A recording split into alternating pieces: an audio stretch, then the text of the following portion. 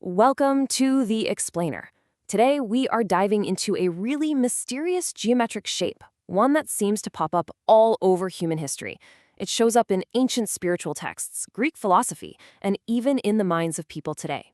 So, what is it, and why does it have such a powerful hold on us? You can find this exact pattern in the mystical literature of Second Temple Judaism, where it was actually a key part of their cosmology. And then it pops up again in the Hermetic philosophy that came out of Hellenistic Egypt, which went on to influence Greek thinkers for centuries. And this is where it gets really wild. The very same shape emerges in modern-day reports, from near-death experiences, deep meditation, you name it. And often, these are from people who've never even seen the symbol before. So what's going on here? I mean, this pattern showing up over and over again, it's just too specific to be a coincidence. It can't just be people sharing it. So how can one single shape hold so much power?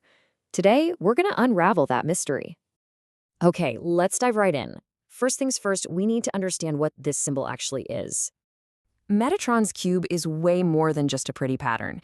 It's this figure of incredible geometric richness.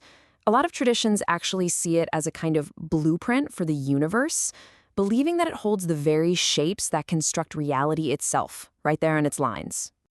To really get why the cube is so important, we have to go back in time and see how simple shapes even became sacred in the first place.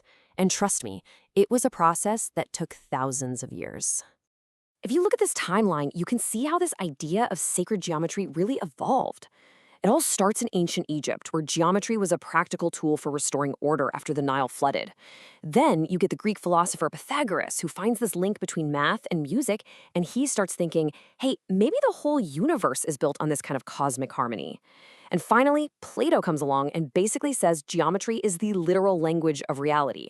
So, Plato identified these 5 perfect shapes, the Platonic solids, as the basic building blocks of everything.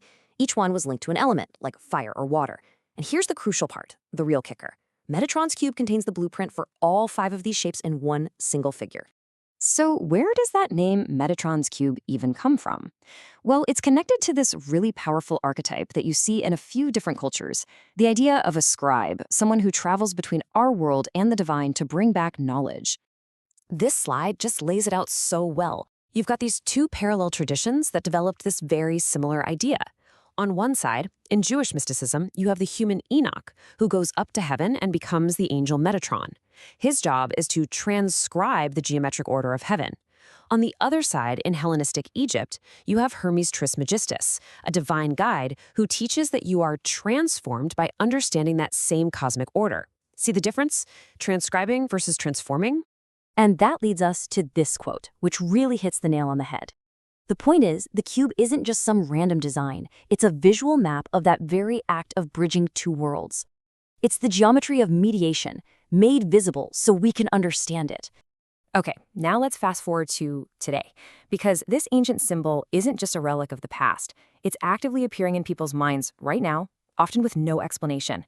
So how is that even possible? It's pretty amazing, actually.